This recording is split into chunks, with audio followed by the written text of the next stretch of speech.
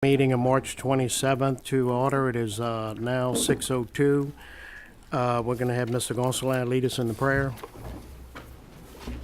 We'll open tonight's meeting with the Lord's Prayer. In the name of the Father, the Son, and Holy Spirit, amen. Our Father, who art in heaven, hallowed be thy name. Thy kingdom come, thy will be done, on earth as it is in heaven. Give us this day our daily bread. Forgive us the trespasses, as we forgive those who trespass against us. And lead us not into temptation. Amen. Ms. Broussard, the pledge. Pledge allegiance to the flag of the United States of America and to the republic for which it stands, one nation, under God, indivisible, with liberty and justice for all. Roll call. Tommy Pollard. Here. Michael Landry. Here.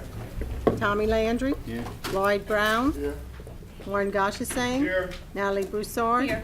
Paul Landry. Here. Ricky Gonsalas. Here. Joe Dugas. Here. Eugene Olivier. Here. Berwick Francis. Brian Napier. Here. Marty Traha. Here. Chad Mathurin.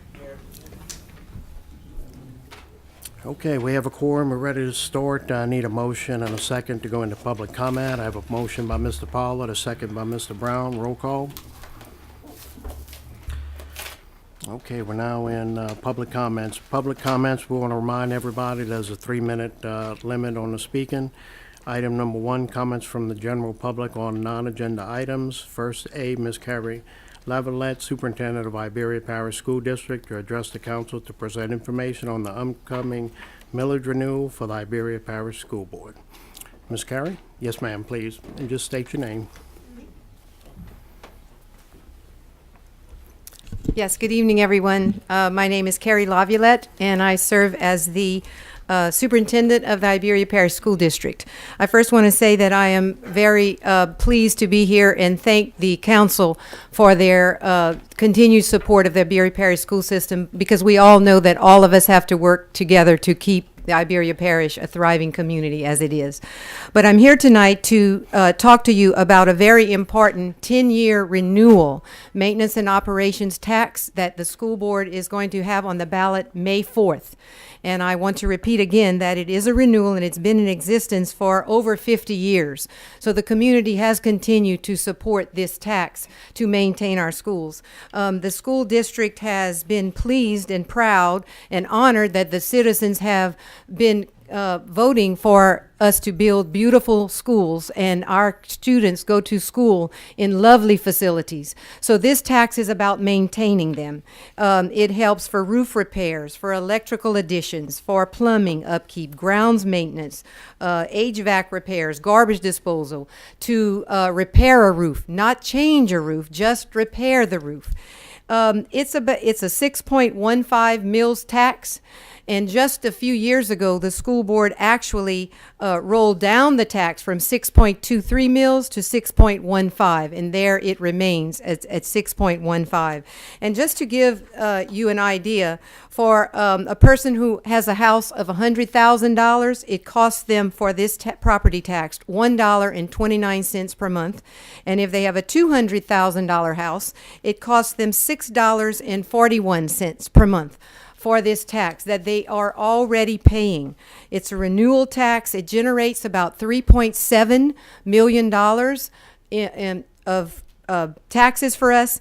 But last year alone, the maintenance costs were actually $5.2 million. So it didn't even provide enough to pay for all the maintenance that we had to do in one school year. So it's very important. It's vital for the school system to maintain this property tax, and it is a renewal. I know that taxes may not seem very pleasant at the current time nationally and as well as in the state, but this tax is something to maintain the schools for our almost 13,000 students who come to the public school system. So we certainly thank the council for their support in the past, and I just wanted to explain that the maintenance and operations tax renewal will be on the ballot May 4th. Thank you very much. We appreciate you coming and helping us out. Thank you very much for having me. Okay, we have item number B, Miss Amy LaSalle Davies to address the council regarding water issues with Waterworks District Number 3. Just Thank you. State your name, babe. My name is Amy Dayries. I'm here tonight to discuss some ongoing issues that we're having that are affecting the customers of Waterworks District 3. In January of 2018, I attended a meeting of the Water Board to discuss some of these issues and hopefully get some answers. And if I remember correctly, Mr. Richard, Mr. Mathurin, Mr. Gauchessin, and Mr. Olivier were in attendance at that meeting as well. Most recently, I've been in contact with the director, Mr. Ronald Daigle, via email concerning the quality of my water. On March 4th, the water was shut off due to repairs. We were under a boil advisory until March 8th, I believe. Since that time, it's been extremely discolored, and I sent some pictures so y'all could see. On March 13th, I emailed Mr. Daigle to let him know about the quality of the water. He responded. He told me that I should flush my line, run my outside faucet. I did so. A week later, I hadn't really seen any improvement. I emailed him again. He told me the same thing. This time I suggested, maybe I'm on the end of the line. Maybe we need to add some sort of a flush out. But he told me, run my outside faucet. So I really wasn't satisfied with that answer, so I called over there to speak to him. I didn't know I found out then he's out on leave. And that's what brings me here today. So now my main concern is this. He's out on leave. I've recently found out that he's been out on leave since September. I'm just curious as to who is monitoring our water if he's not there. He's the director. I think that there's only 5 employees over there. Mr. Daigle, the secretary, the office manager, I guess, a clerk, and maybe 2 technicians. So anyway, I'm just concerned about is it being tested like it's supposed to? I think that, you probably have to be certified to be a director. So is there somebody stepping in to take that, to oversee that while he's not there? I know we lifted the ball advisory. They saying that it's safe. But that's my water. I have a hard time believing it's safe. I don't know. I brought a bottle of water so y'all could see from 10:30 last night. I know it probably doesn't look like much, but when you hold it up to the white piece of paper, you could tell that it's very discolored. And that's the bathtub. Anyway, I mostly wanted to come here tonight just to make y'all all aware of this issue and discuss these concerns. And hopefully together we can come up with a way to get all these issues resolved. Thank you for your time. And if you could stand there for 1 Yeah, minute. that's fine. No, this isn't a debate time, it's for Yeah. y'all to have it, but I know Okay. Mr. Mathurin has asked to speak, so I'll let Okay. Chad. Yeah, I just want to thank Ms. Dayries for coming out and just to make you guys aware of what's going on. I've received multiple calls, Facebook notifications, messenger notifications, and you call and they say flush lines, flush lines. You can see kind of the timetable. It's not getting any better. And she made a good point. Ronald's been gone since September. Who's taking control over there? Who's monitoring things? So that's something that I think we need to look to, get with administration and see if we can maybe get some answers. Unfortunately, I asked someone from the Water District to be here tonight, and no one could make it. So I don't think we're going to get many answers tonight. But I do want to thank Ms. Dayries for coming out. Okay, Mr. Good, Mr. Richard. There is, from what I'm understanding, she's correct. Ronald has been out since September. He had an accident. I guess you heard about that.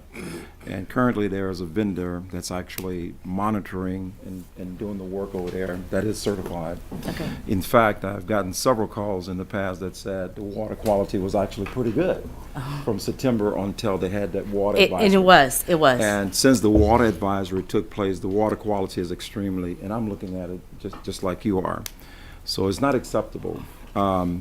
The board, who did you speak to? Who did you call to come out, if you don't mind? I actually sent a message to our clerk, Nicole, and she sent it out to Jody Swear. Okay, yeah. or Miss Brenda. One of Okay. The point is, in my opinion, is not acceptable. So we have to figure out what's going on, but there are some employee issues that's taking place with Ronald right now. So that's why he's actually is still currently still employed, and but there are some things that's taking place right now. Okay. But as far as the quality of water, I agree with you, it's not acceptable, and it's been like that for too many years. Right. As everyone probably know, this waterworks used to be a co-op that was purchased at some time or by Iberia Parish government, and now it's Iberia Parish Waterworks.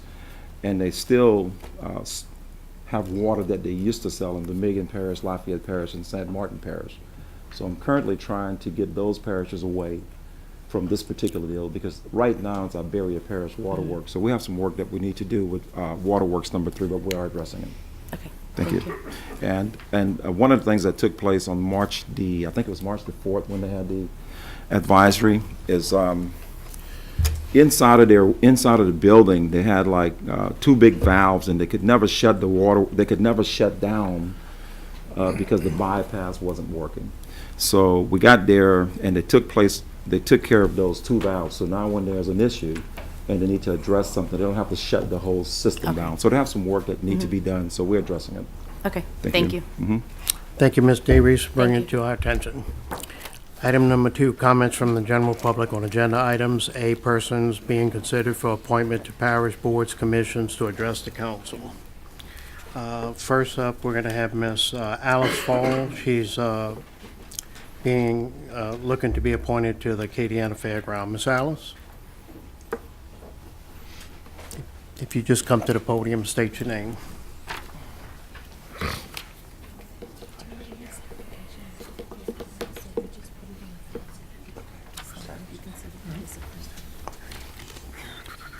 Good evening. I am Alice Fall. I am interested in being appointed to the Commission for the Acadiana Fairgrounds. I have an associate degree from McNeese State University with skills in office management, accounting, and human resources. I am presently self-employed as a cosmetologist. Born, raised, and I reside in New Iberia. I have extensive background in the equine industry. Personally, I have raised and competed on quarter horses. Through these events, I have seen some of the finest working facilities. And right here in New Iberia, we have a wonderful facility that I would like to be a part of. Thank you for your consideration. Thank you, Ms. Alice. I did have a speaker participation from Chris Ditch, but Chris, you got your application in after the deadline, so we're going to go ahead and keep your application on file. And the next appointment, we'll send you a message. I think it's going to be confusing. Okay, next up, we have Michael Oob, who wants to speak on summary number 56. Michael?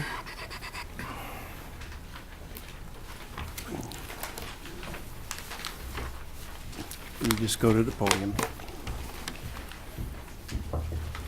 Summary number, right? Yes, all it is, we're trying to donate some property to my granddaughter. We went through, been going through all the paperwork and everything, went through planning and zoning. We just want y'all to approve it so we can go ahead and get this in the process so they can, they want to start building. So if y'all could approve this, we'd sure appreciate it so we can get the ball rolling. Okay, well, thank you very much. Okay.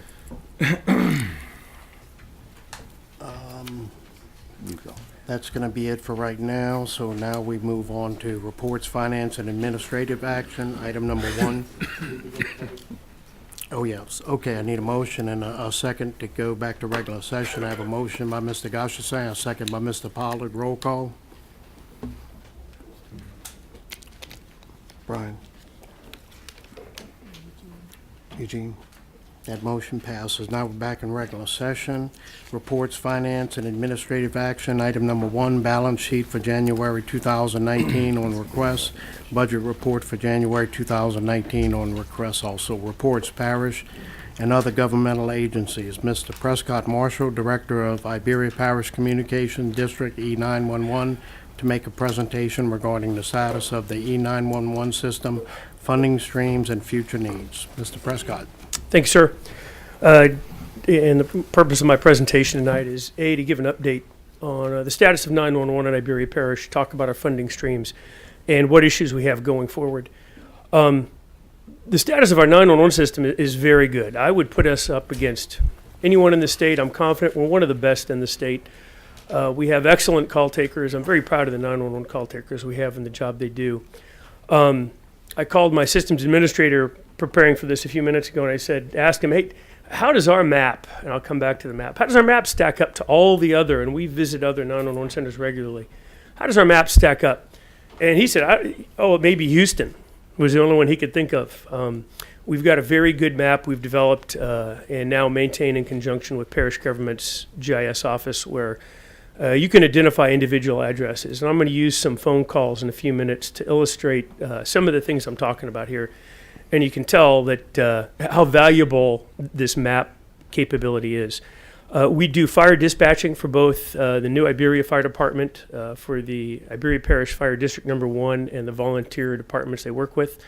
The City of New Iberia Police Department, under an agreement we negotiated, is located in our communication center. They use our map, our phone systems, our radio systems, and our dispatch systems. So they're co-located with us, sharing expenses of the systems we use.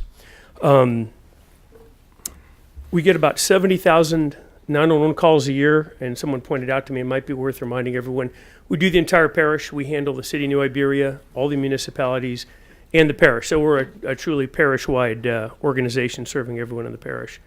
So I'm very confident. I do have to acknowledge one gentleman in the audience came to me a few minutes ago. He asked me to look into a call. He wasn't happy with the way it was handled. And what I would tell you, and you can tell your constituents, is if we have an issue, we have a set process where we will sit down, we'll pull recordings, and we'll give a report back to whoever has a concern. We've done very well. We hired our own call takers early last year. We have been performing our own call taking since July 1st, since our agreement with the sheriff ended. Our performance is very good. The metric we use mostly in our board meetings is how long does it take to answer a 911 call. If you read and you search the internet, you'll see stories from other communities, some here in Louisiana, where it's common for calls to take 30, 40, 50, 60 seconds to get answered. We typically, and you'll hear this again in the recordings, and it's not why I picked these recordings, we answer our calls within probably about 5 seconds. We work very hard at that. It's the primary metric that we grade ourselves on. And if you can imagine, if you are in a situation where a loved one is having a medical emergency, waiting, more than a few seconds is a big deal. That's an unsatisfactory outcome if you have to wait more than about 5 seconds listening to the phone ring. So we take that seriously. We do very well. The primary issue I'm here to talk about, and I've discussed this with some of you before, once we were required to hire our own people, we were confronted with the cost of personnel. And I said that I would come back to all of you and give you an update starting about a year ago. The cost of hiring our own people is higher than I expected. I haven't told Kim this yet. But what I think we're seeing is if you have an organization where you are required to maintain a certain number of positions, if you have someone calling sick or someone you let go, our standards are very high, and we have some folks that didn't meet our standards that are no longer with us. You now have to bring people in. Typically, it winds up being on overtime. And if you have someone who's sick, the business people here know this better than I do, you're paying person number 1, and then you're paying person number 2 to come in and cover their position. I did not budget for that. I did not understand that dynamic when I built our budget. So the initial estimate I had, the structural deficit of about $500,000 a year is probably going to be, I'm using a 10% factor, maybe $550,000 structural deficit a year. The fee that our board passed a resolution requesting you approve would be an increase in the cell phone fees.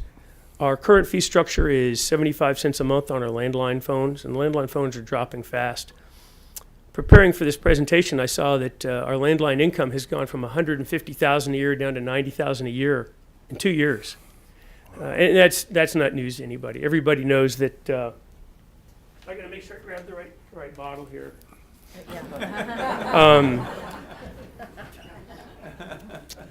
Our cell phone fees are 85 cents a month, and our business line fees are $1.25 a month. Our request in our resolution is to raise the cell phone fees from 85 cents a month by 40 cents a month, which would be about $1.25 a month. And that's the prevalent rate. If you look at the information I know you'll have, that's the prevalent rate across the state. Right now we're relatively low, both for the state of Louisiana and nationwide in the funding. So if we do not receive this fee increase, we'll be confronted with how do we make up this it's about a 60% budget cut. It's going to be a drastic, it'll take drastic measures to cut our budget by 60%. It's going to require cutting both the tools, and I'll talk more about these tools in a moment, that our dispatchers use to locate callers and help callers, and the number of callers themselves. So what we're all going to confront is people calling 911.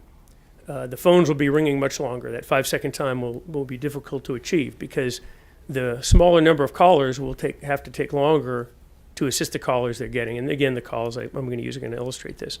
So what we're going to see is probably routine call times as long as 40 seconds to answer 911 callers. Then that will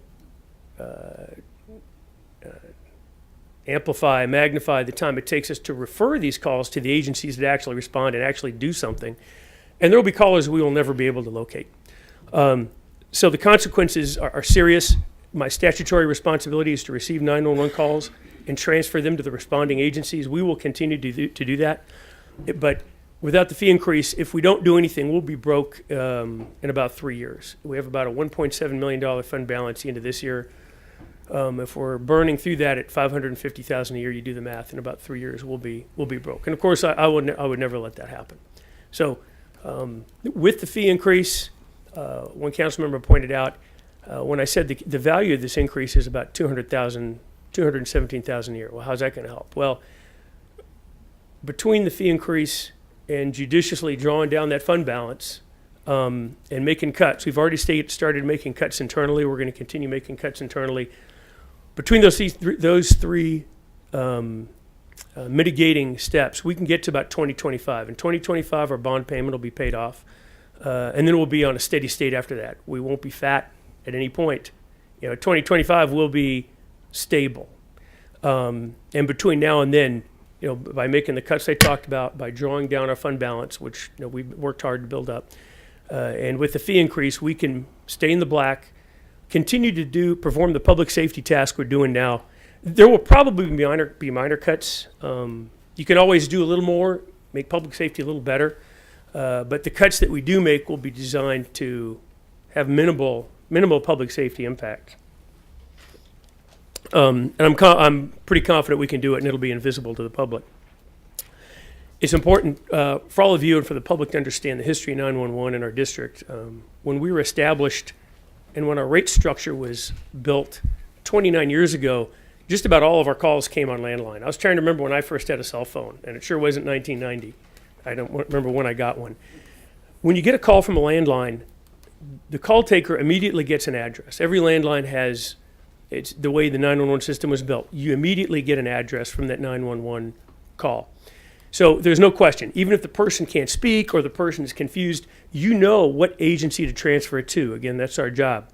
And you can quickly transfer that caller with their requirement to the right agency, the right EMS, that is the right ambulance company, to a Acadian ambulance, to the right law enforcement agency or the right fire department. There's no delay. The situation that a 911 call taker faces now today, again, and we've talked about this, the lion's share of our calls, I would say 80%, Lance, where are you at, Lance? 80% of our calls are cell phone now? Correct. Okay. So when you get a cell caller, you've got to locate that caller before you can do anything to help them. You have to know what agency's area of responsibility they're in, so you know who to give it to. And you have to know where they are so you can tell that agency, where is this caller? No one else in the parish has this capability. Sheriff, the fire departments, the police departments, every agency, including Acadian Ambulance, relies on Iberia Parish 911 to locate these callers so all these other agencies can do their jobs. If we can't locate them, these other agencies will not be able to locate them. So consequences, if we have to make these cuts, we'll have ring times, and I won't do it. Chief Guy Bonan has a great teaching tool where he'll just let a phone ring for 40 seconds, and you think about what your crisis might be, and you get an ulcer waiting for that phone to ring 40 seconds. That's totally unacceptable if we can avoid it. It'll take longer for us to transfer calls to agencies so the agencies can start their internal processes to respond. Some callers will just never be able to locate. And then our fire insurance rates will go up. There's about a 10-page requirement that the fire departments have to go through, a 10-page checklist on things like how many dispatchers are on duty. And we provide the fire dispatchers. How long does it take to answer the phone calls? And as I explained, I expect that would go up. And how long does it take to dispatch? And as I explained, the dispatch process will take longer. Those are all factors that would affect the insurance rating agency's rating of our departments. So after speaking with the two fire chiefs, I'm pretty clear that their fire ratings would go, I guess, down, and the fire ratings would go up, and the fire insurance rates would go up. So those are the impacts that one of you asked me to report back with the last time we spoke. At this point, what I'd like to do is play a few calls. I've sanitized these. Typically what you'll hear is that the street names have been blanked out. But what you'll hear is the address numbers. And the point of the calls I selected is to show you that even when the caller has trouble, we can locate them. Prescott, Yes. you might want to explain to them the triangulation before you start, so they'll know what to listen for. Thank you. I got a great board. You always help me out. So if you were sitting in front of a screen, what you'll see is a map. And a lot of 911 centers, what they use is a Google map. And if you live on a street where the addresses go from 100 to 1,000, and they get a caller and they say, I'm at 500, Main Street, their system will assume that 500 is right in the mathematical center of where those numbers are. Well, that's not the way it works in the real world. Street blocks often are numbered differently. The houses are further apart or closer together. So what we have is we have the actual GPS points for every single address in the parish. We did this some years ago. You look at our map, you'll see 101 Main Street and there's a dot, 103 Main Street and there's a dot, 105 Street. And what you'll hear in these calls is the callers, sometimes the dots in the middle and the callers will be asking, well, are you at 101 or 103? So we can locate a caller down to the exact address, which you can imagine if someone's having a heart attack on a floor, for instance. And all they can do is dial 911 and they can't speak. We can locate their exact address. It does no good to call the fire department or call Acadian and say, someone on Main Street's having a heart attack. Someone at about 500 Main Street is having a heart attack. That is not, actionable information. I mean, I suppose the departments could start going door to door, but that's not what our agencies are looking for from 911. That's not what our citizens are looking for from all of us when they call 911. When they call 911, they expect, just like in the old days with landlines, that we can find them in an emergency. All right. Gotta make sure my speaker's on.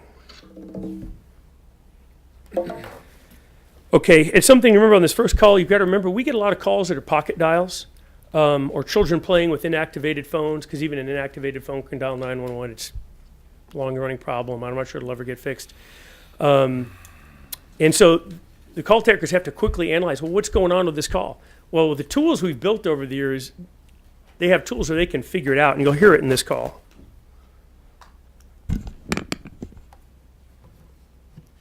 If I hit play.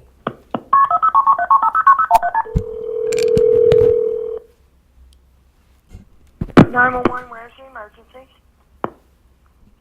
Hello? Hello? Hello? 911? I can't hear you. You need police or ambulance?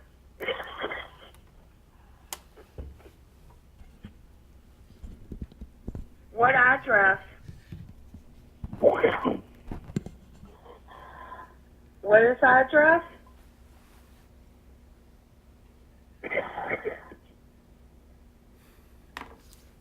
Hello? Okay, what is the address?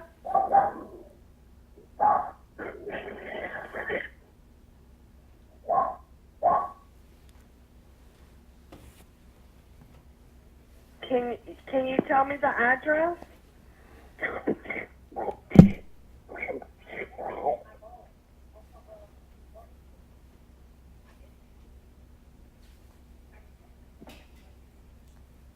And what she's doing at this point is she's speaking to another call taker trying to figure out where this person is. Can you press 1 if you have an emergency?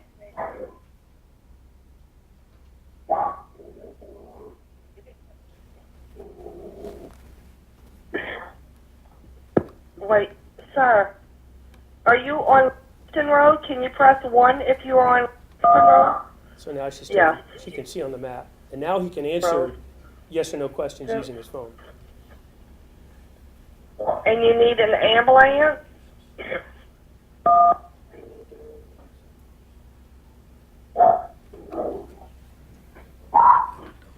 What happened? You can't breathe?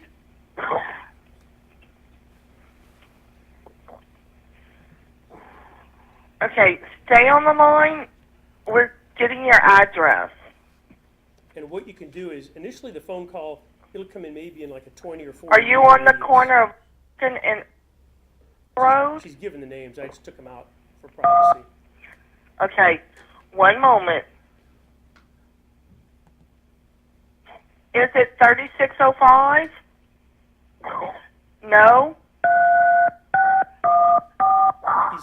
The person's trying to put in the number. They don't realize that we can't see what numbers they're putting in. All we can hear is the number of digits. And so they're it's called rebidding again to see if the dot stays or if it moves over like one house. It's not 3605?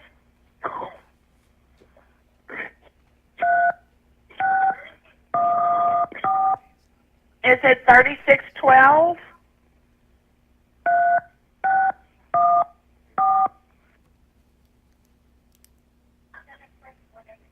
If it's 3612, can you press 1? Okay, 3612, and you're having trouble breathing? One moment. And we did not have to look hard to find these. Okay, we're going to get them en route, okay? Okay. We did not have to dig to find these recordings. I went back a few weeks to find the ones that illustrated the kind of points I'm making tonight. But these happen all the time. Lance Provost is my training officer. I spoke to him a few days ago. He estimated like half the callers that we get now aren't sure where they are. I've been to parties. I went to my sister-in-law's house, I don't know, a couple of weeks ago. I don't know her address. You have children, you have babysitters who don't know their address, you have drivers on Highway 90. What our map includes on Highway 90, there's mile markers. So when we see that caller's location, and I could have pulled recordings of that too. I didn't feel like it was valuable given the time constraints. We can see where a wreck is, and we can tell the sheriff's office, the fire district, the state police where the wreck is. In that vein, we also have all the railroad crossings. Every railroad crossing has a small blue placard with a unique number. Let's see here. And I'll come back to that call. Here's another call where the person doesn't know their address.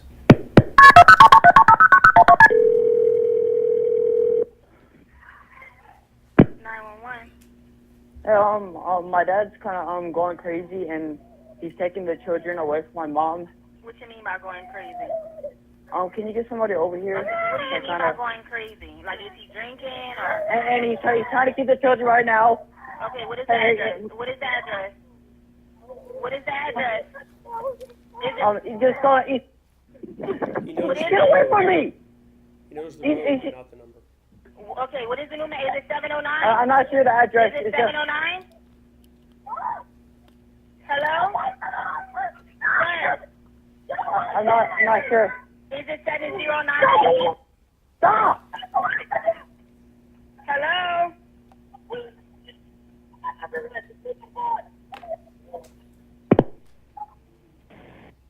And the caller hangs up. But at that point, you've obviously got enough to dispatch. I think this was in the city. Give the police department the information they need on what the issue is and where the problem is. This one is I'll let it start and then I'll talk about it.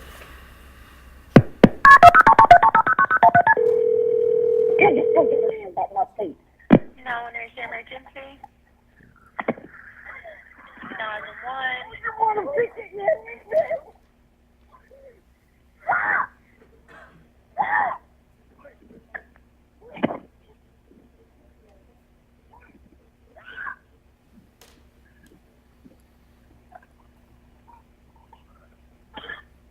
And what's going on is it's a domestic, the woman's being assaulted. She's obviously not responding to questions. In the meantime, Hello? what the dispatcher can hear in the background is another caller, a witness is calling in the same assault. Hello? So Yes, ma'am. Where are you, ma'am?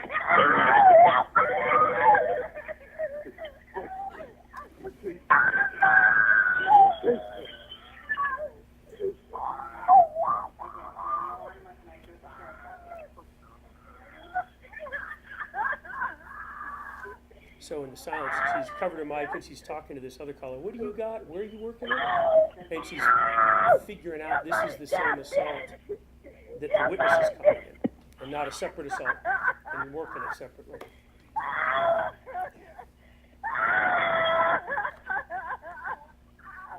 And this goes on. I just kind of dramatic, but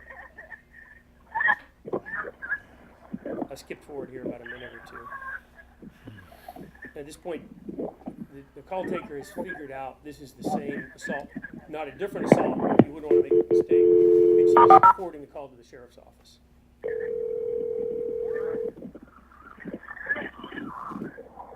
RPSO, this is Iberia 911. This is an open line for that 103 Delta on Highway 90. She's just screaming, help me, the man's beating her, but she won't answer me. Okay. I'm pinging her in front of Tractor Supply on 90, 808 East Highway 90. 808? Yeah. And she's just screaming for someone to help her.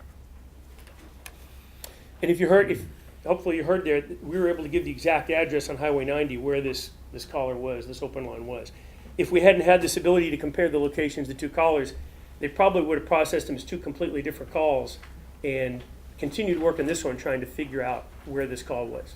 Or it could have been a separate call and they would have known that and not sent one officer thinking they were covering both calls.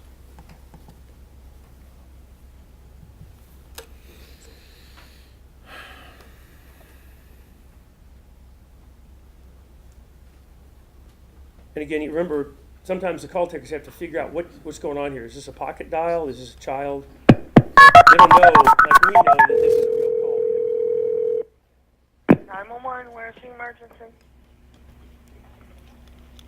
Hello, 911. Hello? I'll tell you, this is a domestic violence call. Hello, 911. If you have an emergency and can't speak, tap on the phone.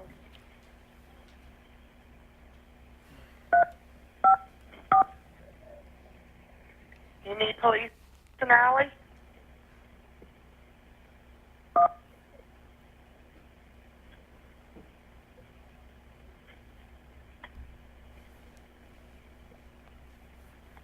Hello? Do you need police? Press 1. Do you need an ambulance? Press the thing two times. Need police? Hit the button once. Need an ambulance? Hit it twice.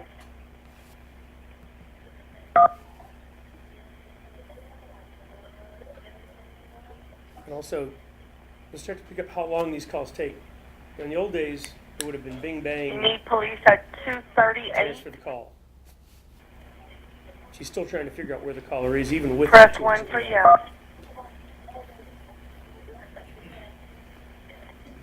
Are you on alley or for press 1? She's given her two different street names, asking which street name the lady's on. For Tenalley, press it twice.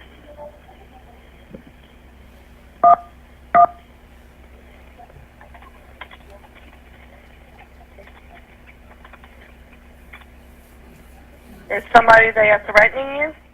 Press it once if yes.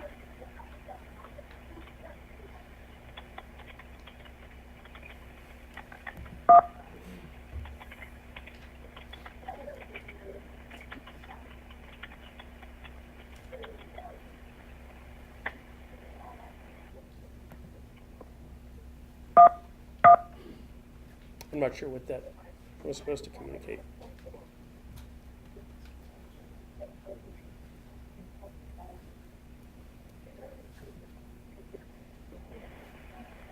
And also, what she hasn't been able to do is quickly transfer this call to the police department, because the last thing you want to do is Is it a transfer disturbance? this Press call. yes. Press 1 for yes. So she's, the 911 call Press it twice taker, for no. she's asking all these questions. Is there a disturbance? Is there a gun? She can't transfer this caller to the police department like we normally would. So again, this call took, and I've abbreviated most of these calls for time. That was a 2.5-minute call right there. I just have one more.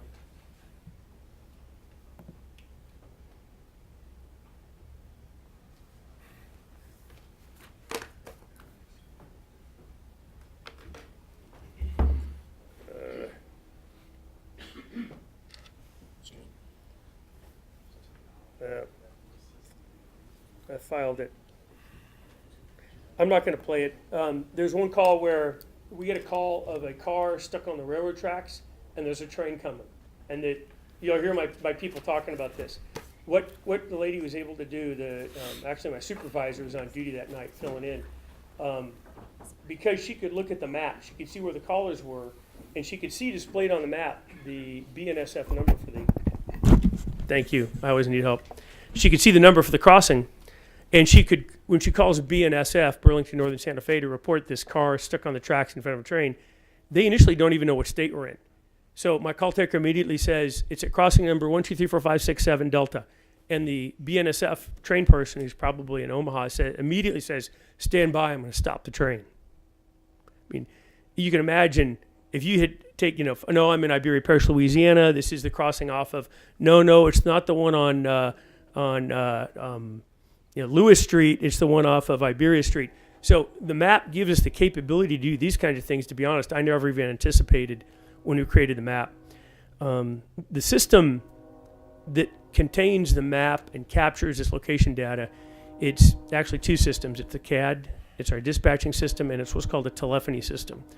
Our current telephony system, and it's amazing to me it's lasted this long, is about 15 years old. We'd planned on replacing it a few years ago, but it's still working.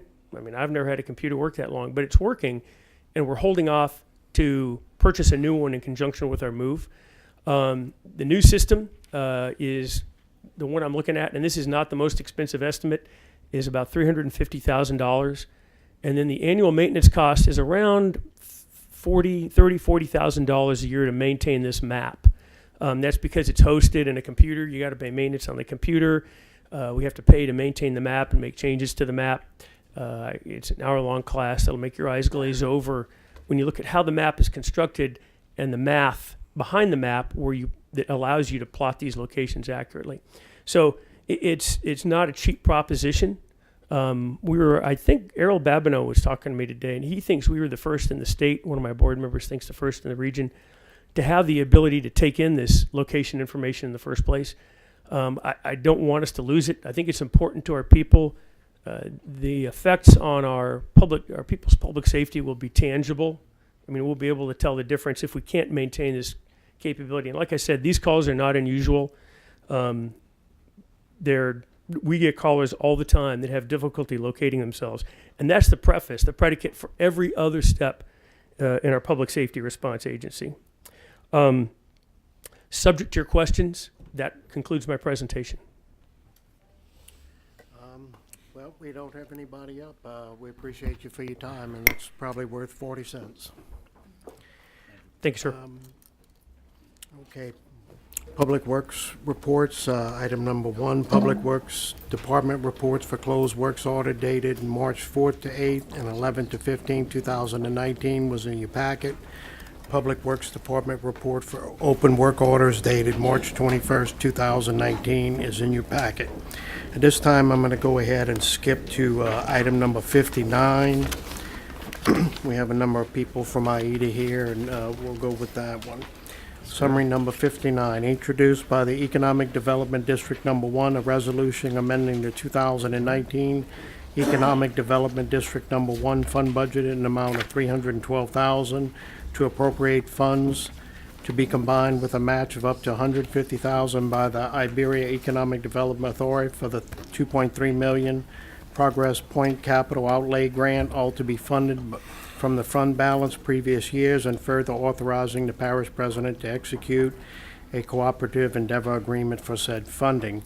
Note, the motion and the second to suspend the rules is going to take 10 votes, will be needed prior to the vote on this item. It is not reviewed by the Finance Committee. So I'm looking for a motion and a second to suspend the rules. I have a motion by Mr. Gonsalas and a second by Mr. Trahan. Roll call. Okay, that motion passes. We have suspended the rules. Now I need a motion and a second. Mr. Gonsalas made a motion. Mr. Tommy Landry has the second. Mr. Gonsalas. Yeah, I think, This resolution is extremely important to the future of economic development for Iberia Parish. It's not too often we have an opportunity to spend money and get a vast return on it, and this is an opportunity that we presented itself with a fund balance that we will be able to move. I think a lot of people saw where we created excitement in the city of Iberia today with Rouse's, but that don't come easy. We want to also create excitement in our parish. And by allocating this $312,000 tonight, we can get matching fund from the state and put some infrastructure in to drag business or promote business to Iberia Parish. And I'd like to relinquish the rest of my time to AIDA members to expound on how important this is to our parish. Okay, Mr. Mike Tarantino, are you here? State your name. Good evening. I'm Mike Tarantino. I'm President and CEO of IDF, and happy to work very closely with IDA, and I'm happy to be here tonight to talk with you a little bit about this item. The $2.3 million capital outlay grant is something that the Speaker of the House and the rest of our legislative delegations work very hard to continue to keep on the capital outlay list, and so it's very important that we use that money and we tap that money while it's available, especially with all of the items going on with the state budget right now. You never know when those things can get yanked and reallocated. And so it's very important for us to move forward with this project as we go through. The Iberia Economic Development Authority Board, many of whom are here tonight, Chad Coutois, our chairman, Roy Pontiff, John Belfontaine, and Cecil Email from our board are here tonight, as well as two members of the IDF board, our chairman, Ms. Liz Baudin, and our secretary-treasurer, Ms. Fran Henderson, are here tonight to support what we're talking about. We have a very action-oriented group. We want to economic development is very important to our parish. Creating economic development opportunities, especially right now, is very important to our parish. We have a very action-oriented group, and they want to move forward with those dollars and put in some actionable projects that we can do now. And so after a lot of deliberation, we think that the best use of our money quickly, and the best use of the capital outlay dollars quickly, is to put in water and sewer utilities, to seek to put in water and sewer utilities, not just to Progress Point, but to increase all the utilities in that entire area. So there'll be many in the lines that we're talking about right now. It'll cross many private, it'll cross in front of many privately owned areas that will be available for shovel-ready sites and for businesses to locate as well. And so we need to tap this money while it's available. We have a really good plan. We think that this will be really good, so much so that we we reached out to Parish President Larry Richard and Paul and to Ricky and many of you, and we have very limited funds, but willing to put up to $150,000 of what limited funds we have to take advantage of this opportunity. And so we wanted to come to you tonight to ask for your assistance there. This $312,000 will result in about $2.7 million when you put the match and the capital outlay grant together that we can put into infrastructure in our area, which will spur economic development. And I'm happy to answer any questions that you might have. Yes, sir. I was told 60 days and turning dirt if this happens. We're getting the well, it depends on the utilities, but we are working with two different water utilities right now, as well as the sewer utility.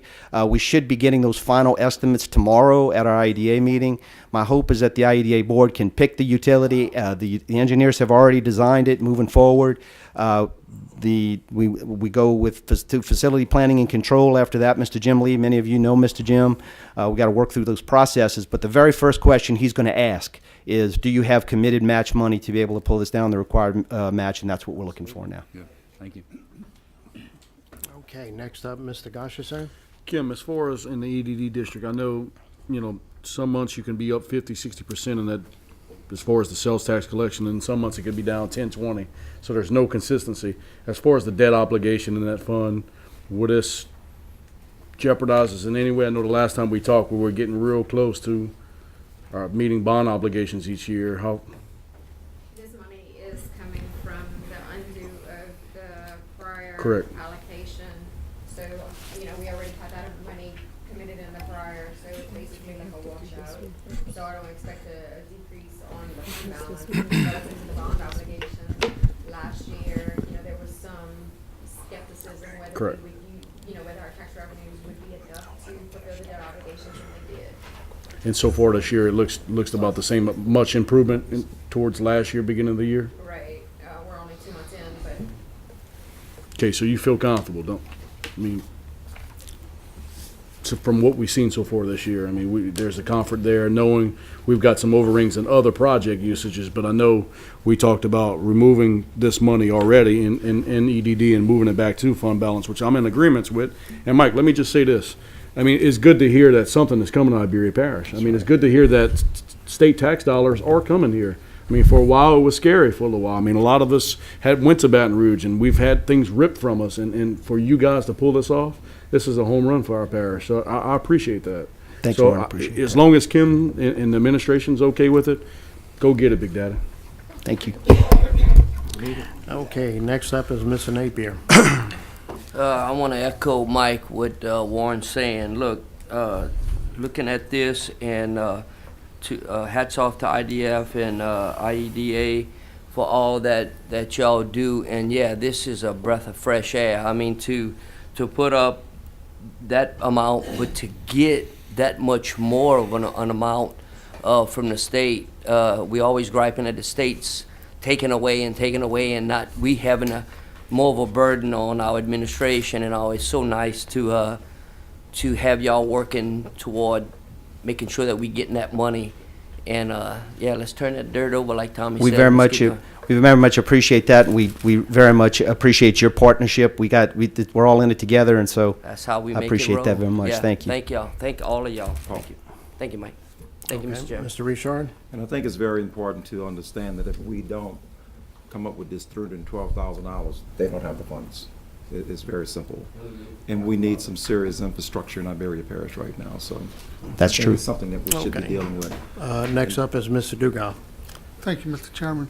Mr. Tarantino, specifically talking about water and sewage infrastructure, is that at the roundabout or Progress Point, or is that what are your intentions for the water and the sewer lines at that point? Okay, thank you for the question. I appreciate that.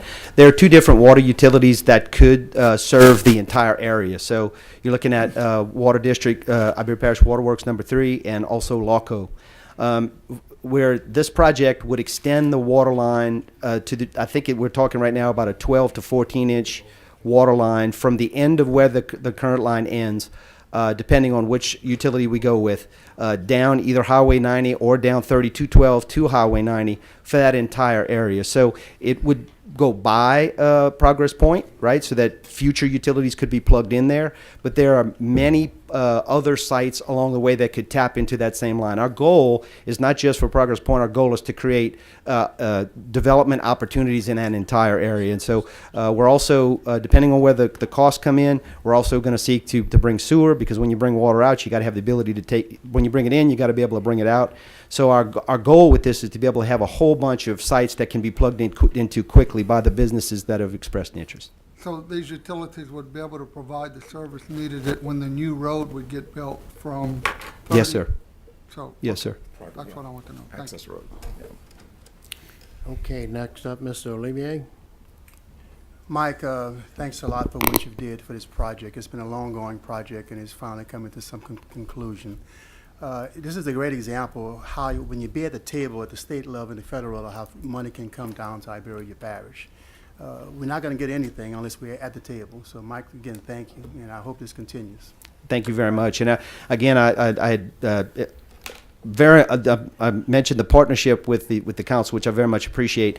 Our legislative delegation, I want to commend each and every one of them for the hard work that they've brought to the fore, to not only to bring those dollars, but to keep those dollars there. Every year, as you know, in Baton Rouge, there's a fight. There's a lot of competition for those dollars, and to hold the line and to keep those dollars there have been very important. It's time for us to unlock that and bring it to Iberia Parish, and that's what we're seeking to do here. Okay, no further discussion. I have to go back, and we're going to go through summary number 58. I have to pass that, then we'll come back and vote on 59, so it won't take long. Summary number 58, introduced by the Economic Development District Number 1, a resolution amending the 2019 Economic Development District Number 1 Fund budget in the amount of $59,600 for the following parish-funded projects, adjustments, and carryovers. A, Lewis Street widening, $10,941. B, Highway 675 roundabout, $9,907. C, Estes Road Sewer Project, $19,155. D, removal of appropriation for highway sewer, $372,592. E, Port of Iberia Cat Project, $250,000. And F, ARA Excess Road, $22,899. Note, a motion and a second to suspend the rules. 10 votes will be needed prior to the vote on this item, as it will not reviewed by the Finance Committee. So I need a motion and a second to suspend the rules on summary number 58. I have a motion by Mr. Gonsalas, a second by Tommy Landry. Roll call. Okay, we've suspended the rules, so now I need a motion and a second on summary number 58. So I have a motion by Mr. Gonsalas, a second by Mr. Trahan. Mr. Gonsalas? I move. Mr. Trahan? Michael Landry? Tommy Landry? No further discussion. Roll call. Okay, that summary 58 has passed. Now we'll go back to summary number 59. We've had discussion. I have a motion by Mr. Gonsalas, a second by Ms. Broussard. Mr. Gonsalas? I just encourage my colleagues to support in the name of economic development of Iberia Parish. This is a great move in the right direction and a bright future for Iberia Parish. Ms. Broussard? Call for unanimous second. Okay. Okay, we're calling for a unanimous second. Roll call. Tommy? Okay, that motion passes. Thank you, Mr. Tarantino. Thank you all. Thank you. Okay, so now we're going to go back to special business. Special business. Yeah. Special business, item number 1, a public meeting to be held on May 8, 2019 to adopt ordinances authorizing the levy of various millages for the year 2019.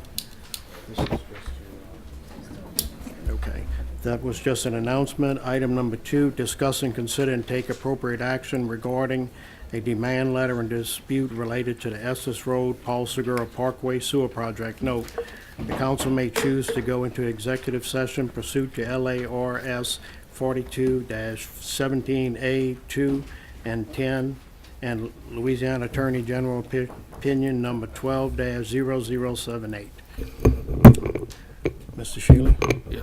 Mr. Manager, I would suggest that you choose to go into executive session. I think it'll be short, but I think it needs a little preface first. Yeah. I need a motion in a second. Okay, I have a motion by Mr. Brown, a second. To go into executive session at the end of the meeting. We end up having some people pay in here. Okay.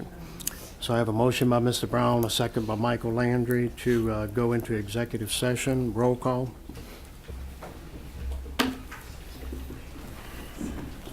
Brian? Mr. Manager, I have no objection to Mr. Thibodeau and Ms. Anita staying. Okay, that motion because passes. it relates to them. We're going to go into executive session. We're in.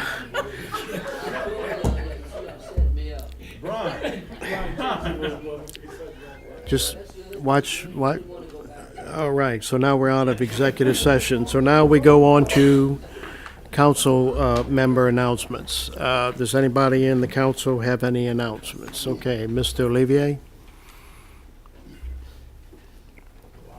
Tomorrow at 4 o'clock, we'll be hanging a picture of Miss Mildred Adams in the voter registration office downstairs for her long years of dedicated service to the parish of Iberia. It's going to be hung along the side of all the other former voter register offices of Iberia Parish. So it's at 4 o'clock tomorrow afternoon if you'd like to attend. I want to go ahead and take a picture of everybody that's there and send to her. Because as you know, she's been ill. So I want to make sure she gets that picture. Thank you.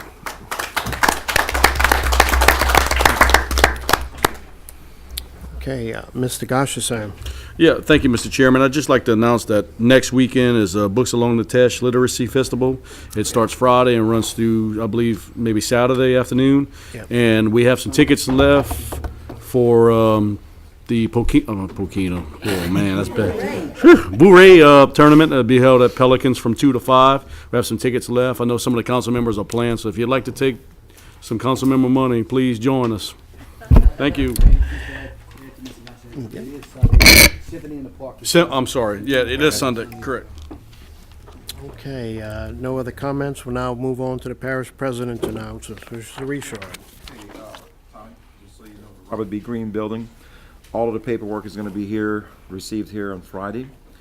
And after that, Michael Broussard is going to send the paperwork to Mr. Lee in reference to the Robert B. Green to move that project forward. The Iberia Parish litter abatement, trash that was picked up on March the 16th. We picked up 72 bags of trash and loose debris and wood and doors and TVs and tires. And all of that trash was picked up on one street, Pellerine Street in Jeanerette. So we've been doing pretty good with the litter abatement program. Iberia Parish Household Waste Day is going to be on April the 27th. So all of you know, April the 27th. So mark your calendar. It's still going to be from 8:30 in the morning to 12:30 in the afternoon. In reference to Public Works, for the last 2 weeks, we did some bulkhead work in District 10, cleaning culverts in District 5, 6, 9, 13, and 14, culvert inspections in District 9 and District 11, debris pickup in various districts. We did some field drainage work in District 5 and District 10, some roadside drainage work in District 3, 10, 13, and 14. We did some grading in District 11, road closing in District 10, and patching in District 5, 8, 9, 10, 11, and 14. We did field ditch side boom work in various districts. I think that's all I have to talk about tonight. I know we got a lot to go through, so I'm going to stop right here. We have Mr. Gosha. Yeah, Mr. Richard, do y'all know where y'all going to be at this weekend for litter abatement? I haven't given the list yet. No. You know when you get it normally on a Friday or Typically, something? I get with Herman like on Thursday or Friday and figure out where we're going to go. Can you shoot me a text when you know so that I can come drop off the 20 tires off of C. Romero Road to y'all? We'll put them nice and neat in y'all trailer. Okay. Because, the guy, I guess, I don't know where he's getting them from. Maybe we can get with DEQ. Who's getting tires? If you go down C. Romero Road, for the last 5 or 6 months, it started with 2, then it became 10, and now it's the pile of tires there. Someone house or just stuff? What's at the road? But I mean, it doesn't take. I guess people are starting to figure out that it could be a dumping zone for tires because they keep adding them daily. We don't want that. Well, I talked to him. He said he didn't put all those tires there. That was his exact words. So.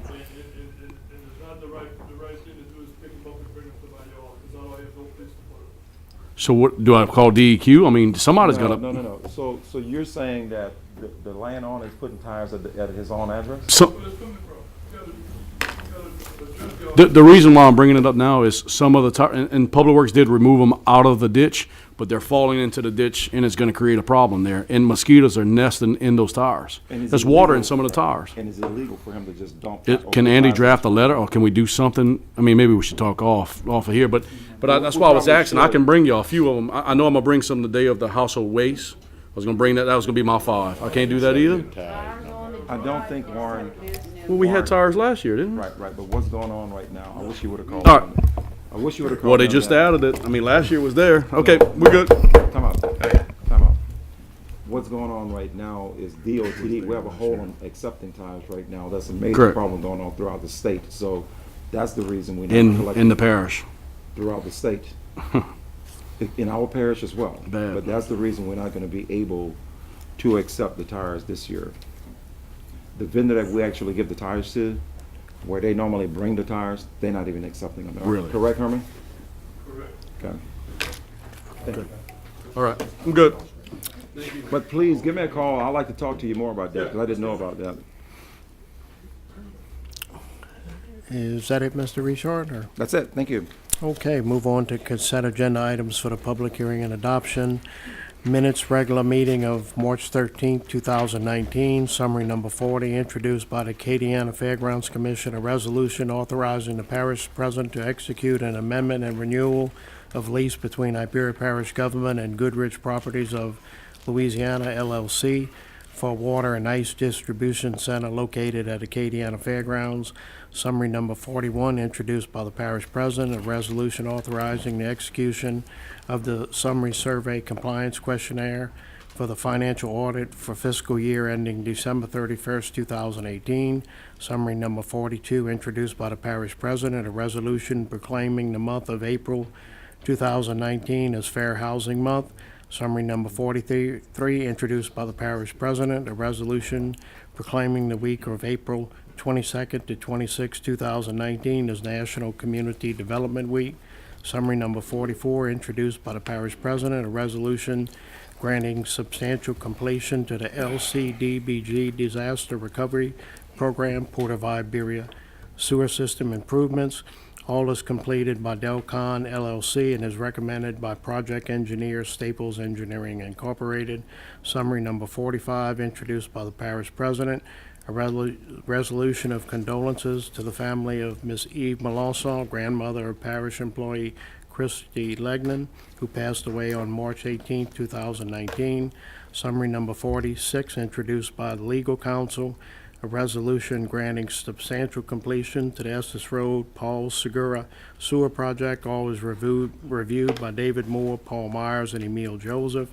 Summary number 47, introduced by the legal counsel, a resolution in opposition to all proposal legislation that transfers the administration and collection of local sales and use taxes to the Louisiana Department of Revenue. Is there any of these resolutions that anyone wants to pull out of the consent agendas? Mr. Gonsalas? I move. Mr. Gauchessan? I'd like to remove summary number 46, please. Okay, we're going to be pulling 46 out. Tommy Landry? Number 40, we're going to move that out as an issue and I'd like to table. Okay, we're going to take out summary number 40 and Michael Landry. I second. Okay, so we're going to be pulling out summary 40 and summary 46. Correct. So we're going to go ahead and have roll call on the rest of everything. Roll call. Okay, that motion passes. We're going to go to summary number 40. I have a motion by Tommy Landry and a second by Mr. Olivier. Tommy? There's just some issues with Sugar Arena, so it needs to Okay. be addressed prior to Okay. negotiating the contract. Mr. Olivier, you're the second? You good with that? You want to put a date to table? How much you think? 2 weeks? Yes, if I can. Yes, go ahead. I spoke to the chairman, and she asked if we can actually table this until they actually pass a resolution to move forward with this. Okay, the second Wednesday in April will be April 10th.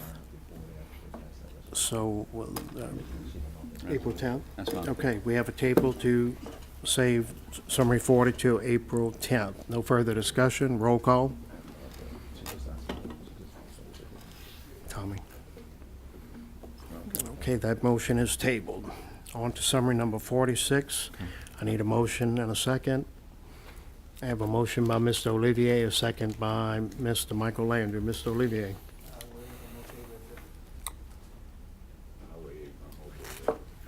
Okay, we pulled it out for some discussion. Does we have some discussion? Yeah, pull it out. Okay, you want to make a motion to delete it? No. They just want- Okay. Okay. Ms. Shealy?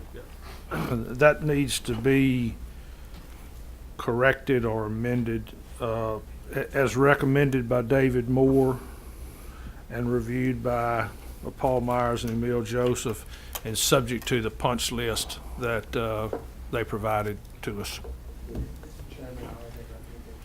Okay, so we're going to have a substitute motion. We're going to have a substitute motion by Mr. Olivier. Michael Landry, are you good with that? Okay, you have that all recorded. Okay, so we have a substitute motion, changing some language on it. No further discussion. Roll call.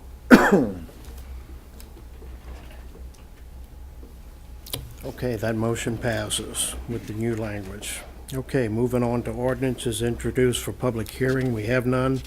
Resolutions introduced for the public hearing. Summary number 25, introduced by Sewer District Number 1, a resolution amending the 2019 Sewer District Number 1 fund budget in the amount of $50,000 to provide for the creation of a new personnel position titled Assistant Director for said department and funding for partial year salary and related benefits, all to be funded from the fund balance previous year's line item contingent upon completion of the Archer study grading. Need a motion. I have a motion by Ms. Broussard, a second by Mr. Olivier. Ms. Broussard. I believe the Orchard study was completed. It looked like in our packet, so. That is correct. That's all I have. Any other discussion? No further discussion. Mr. Trahan, you wanted to speak? Why do they need an assistant director? What's the Cause for it. Okay. Mr. Casey, you want to state your name? Casey Thibodeau. Come up here too. And it's his birthday, everybody. Thank you. Happy birthday, Casey.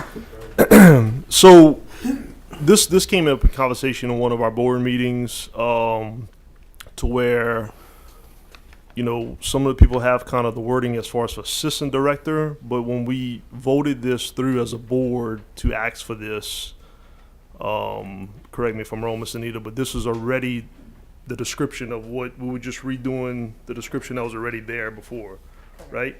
So this was a previous job slot that was there a few years back, and then it got deleted, and we want to bring it back is what we're asking right here. What is the cause What to you- have an assistant? What is going to be the duties of the assistant? So What are they going to be doing? So basically, right now we have a contractor, which is Barry, who's going out to speak with people and represent the district to identify different different issues. So, you know, he's leaving guys out in the field to go and try to fix things, and then leaving and going trying to talk to people in subdivisions to address different issues and different items and things of that nature.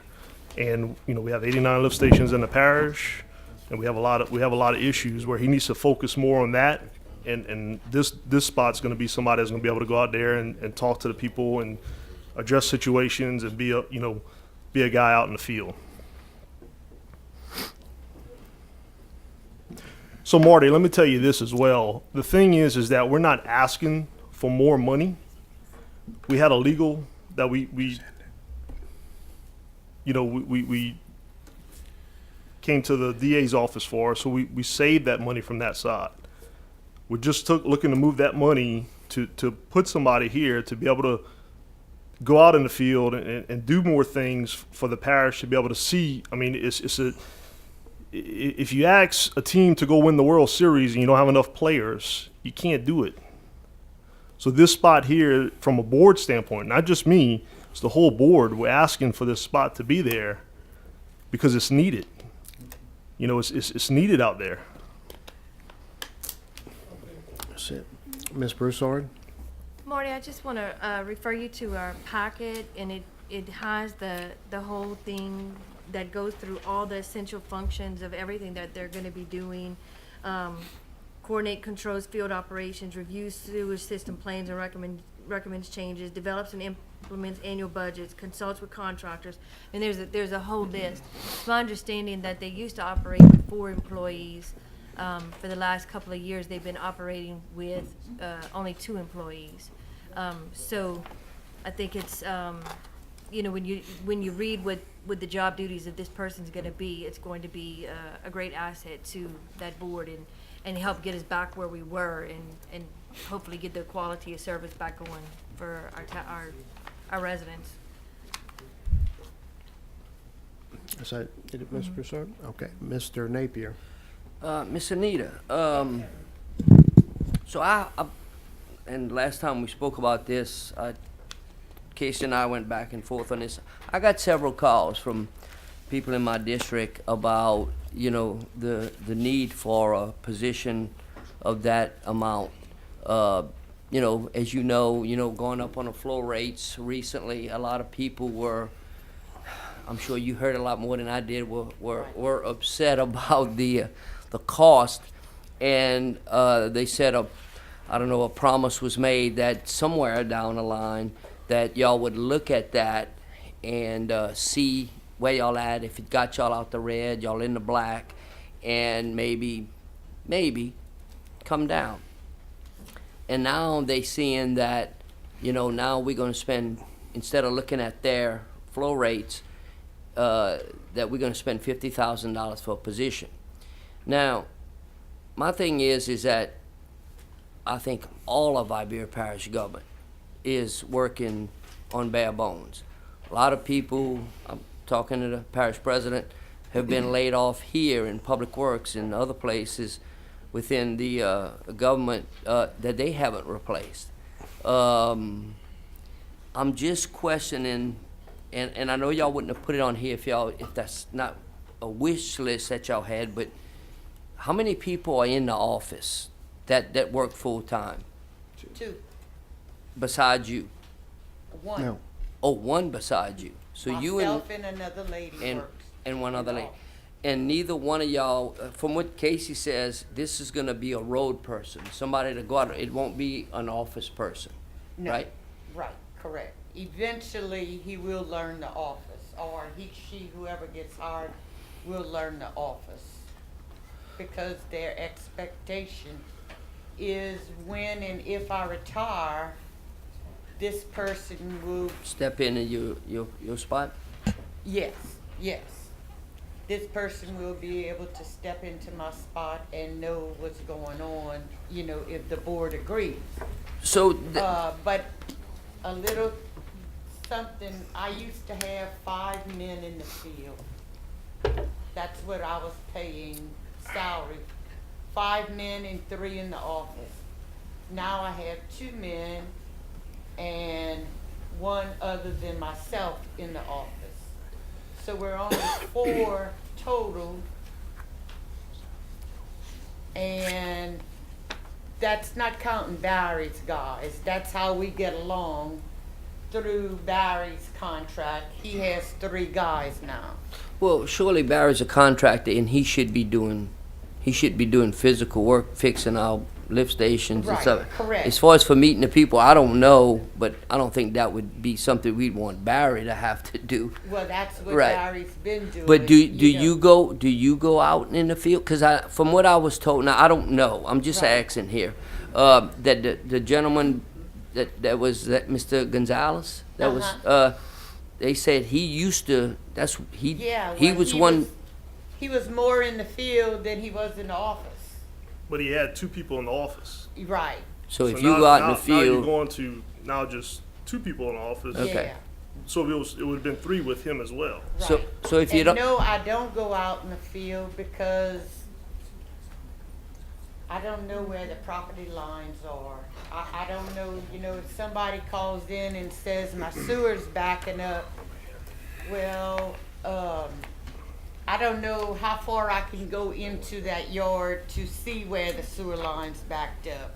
That's, my guys do that. Let me ask you a question, Brian. Just out of curiosity. In your district, Orange Grove area, you get a phone call and you got a sewer issue out there, right? You want it to be responded to as quickly as possible. Absolutely. I think all you guys want it to be Absolutely. responded. Okay, so my question is, we're not asking you for more money. We're asking to move money that we already had that we was paying something else to pay another person out in the field to cover this parish. I understand, Casey, what you're saying. Now, hold on. My other question is that when you're sitting here, I would encourage more to come to more of the board meetings to see what our issues are on a monthly basis, to see how shorthanded we are across the board on different issues. So I just can't wrap my head around that it's a fight to ask for moving this to get somebody here that's needed. we need to have this person. Okay, look, I'll answer with this, and then I'll be done. When we sit here, all of us, we are elected by the people to do the best we can with the people's money. And that's all I'm doing here today, is to make sure when I make my vote that I've asked every question, and everybody knows I ask a lot of questions, but ask the proper questions, and I feel good about whether I vote yay or nay. So that's all it is with me, is I'm just trying to get the feel, if I'm gonna support it or not support it, from a board member, from Miss Anita, make sure that I'm doing the right thing. So don't Brian, take the questions that I'm listen, against. no. I agree with you saying, and as elected officials, you guys pick and choose the board that y'all put together to make a board happen. So it's not just a one vote, it's a whole board that's coming to you on business to tell you, this is what we need. Who more would know what we need on the sewer district than the board? I understand what you're saying, Casey, and I told you my position while I'm asking the questions. Okay. Thank you, Mr. Chairman. Okay, next up, Mr. Montran. Casey, why was the position done away with, and how long ago was that? When Joe got sick, that's when they appointed me assistant director when he went on medical leave, just so we can keep the business going. And then after he passed away, that's when they offered me the director's position and did away with the assistant director's position. How much money are y'all saving by doing away with the legal side of it, by going to the DA versus with the salary you're looking for an employee? And just to correct, I don't think 50,000 is the number that, I think this was a number we just that she talked about to use.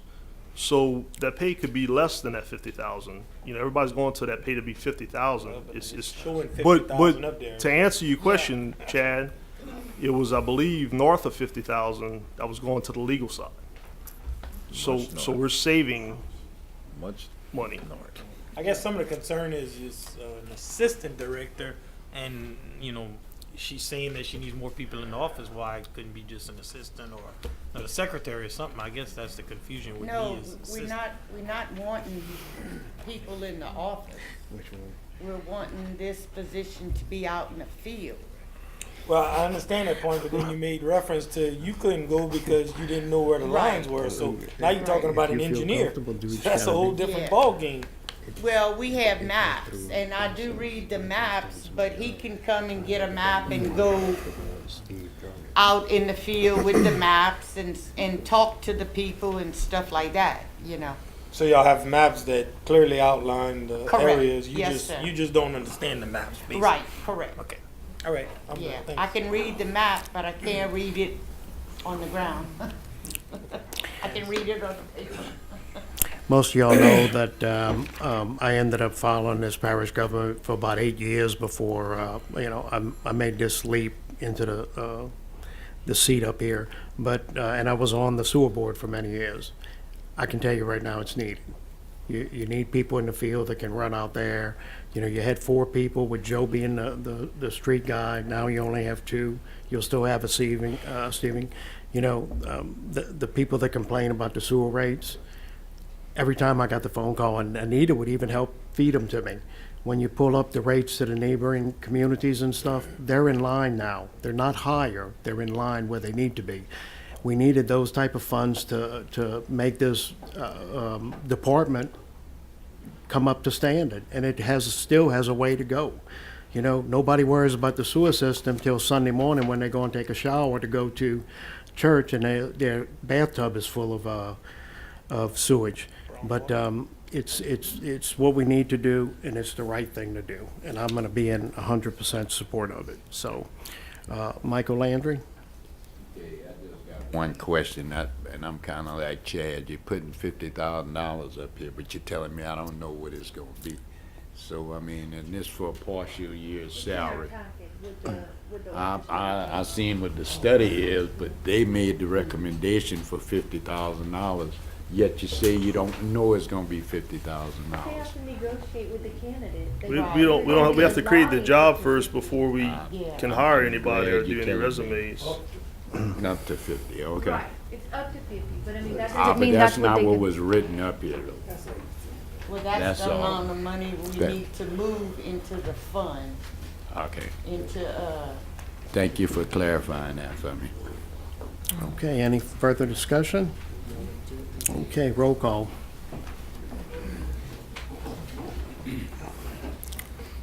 That motion passes, thank God. Let's see, summary number 48, introduced by the clerk of the council, a resolution appointing Mr. Clarence N.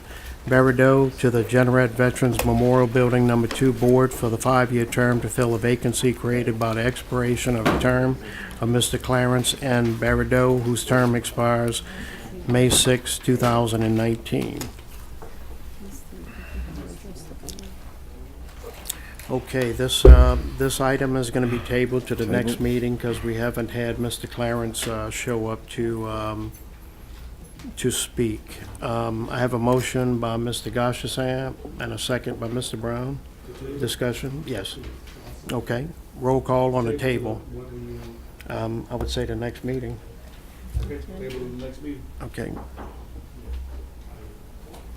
Michael? Brian? Tommy? Okay, that motion is tabled.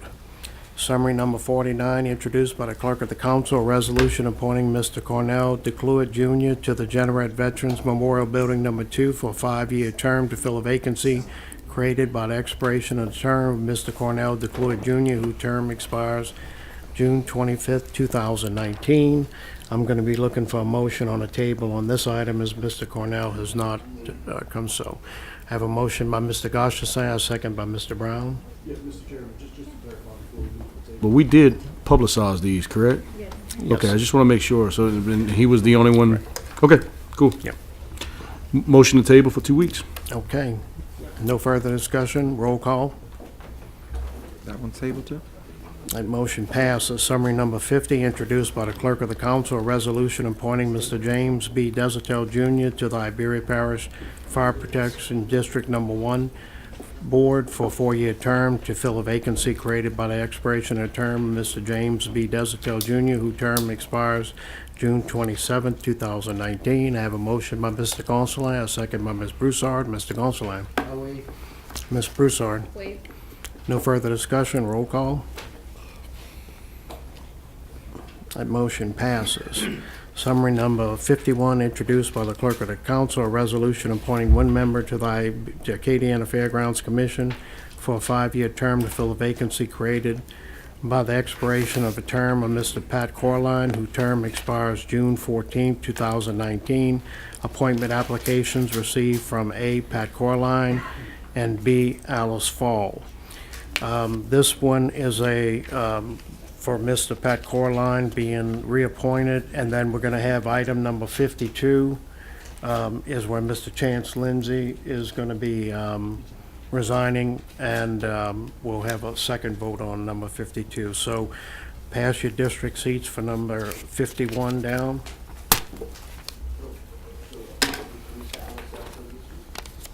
If whoever fails at number 1 will pass. Yes. I was trying to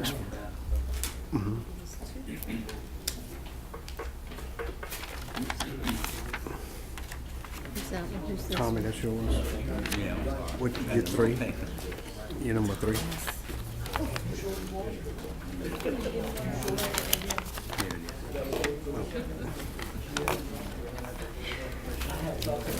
You got one? Yes. Yeah, we go.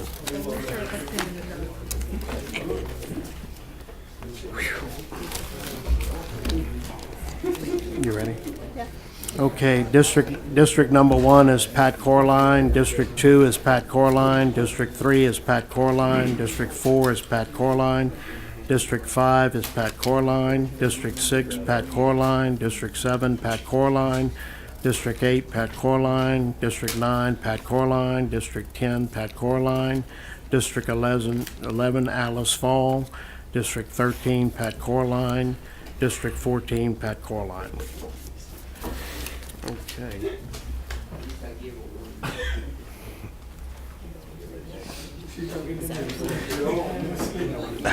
The vote is 12 for Mr. Corline and 1 for Miss Alice Fall. Hey, Brian.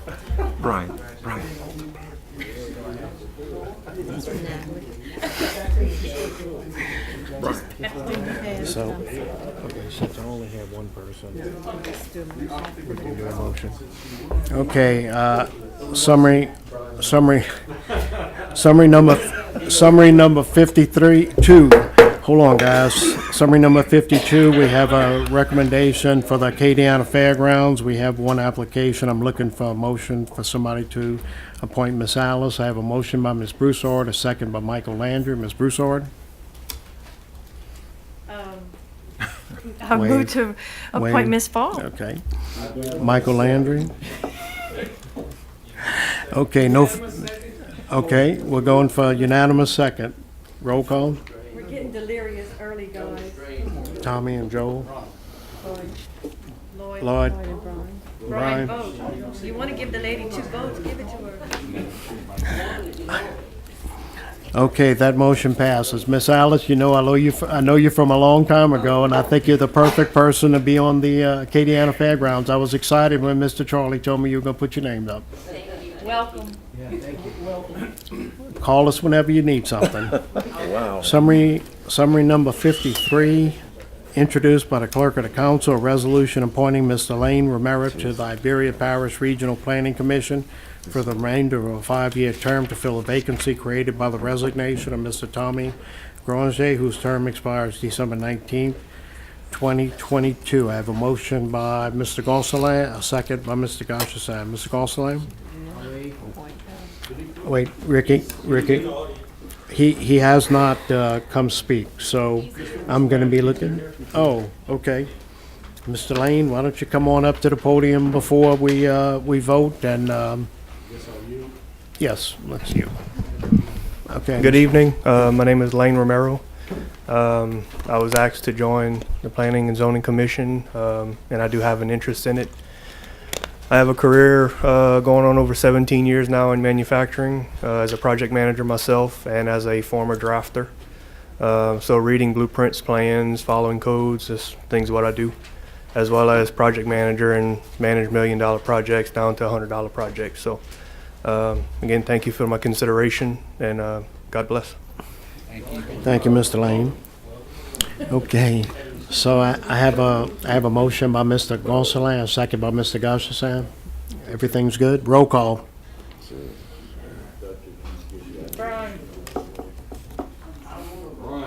That motion passes. Mr. Lane, welcome to the Planning and Zoning.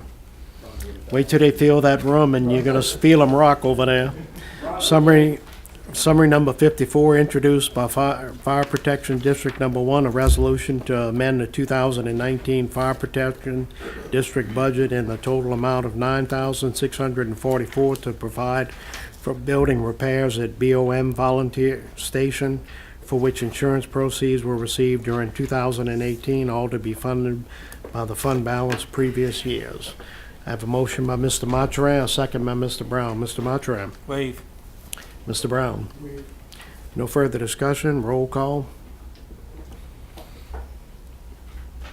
That motion passes. Summary number 55, introduced by the Regional Planning Commission, a resolution granting preliminary plat approval to the subdivision of 19.76 acres on Lowerville and Bell Place Olivier Roads into lots 1 through 3 for Joy Gerhardt, Stephanie G. Bro, and Michael Fox for residential use, subject to compliance with staff recommendations 1 through 2 and plat revisions 1 through 3, located in District 11. All is reviewed and recommended by the Iberia Parish Regional Planning Commission. I have a motion by Mr. Gonsalas, a second by Mr. Trahan.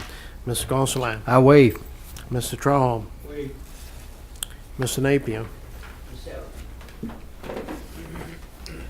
Yes, sir. You know, I just always want to, obviously, everything's T's crossed, I's dotted, everything's good with this one? Everything is good. The Gearharts are separating a larger piece of property. Mr. Fox is involved because he is going to actually buy a portion of their larger piece and combine it with 2 pieces that he already currently owns on Bell Place. Okay. Bell Place Olivier. So Okay. it's pretty straightforward. Good deal. I'm good. Thank you, Ms. Sarah. Okay. Okay, no further discussion. Roll call. That motion passes. Summary number 56, introduced by the Regional Planning Commission, a resolution granting preliminary plat approval to the subdivision of 3.354 acres on North Freetown Road into lots 1A and 1B for Mary Romero Ube for residential use, subject to compliance with staff recommendations 1 through 6 and plat revisions 1 through 4, located in District 3. All is reviewed and recommended by the Iberia Parish Regional Planning Commission. Have a motion by Ms. Broussard, a second by Mr. Mathurin. Ms. Broussard. Wave. Mr. Mathurin. Ms. Gary, I'm sure everything's in order once again as usual. Yes, everything's good on this one. They're just dividing a couple pieces of property to give to their grandkids. Okay, Mr. Tommy Landry. Okay, no further discussion, roll call. That motion passes. Summary number 57, introduced by Regional Planning Commission, a resolution granting preliminary plat approval for the Ridge Phases 1 through 3, subject to compliance with staff recommendations 1 through 13, adding condition 14, requiring a traffic impact analysis for the development and plat revisions 1 through 7, located in District 14.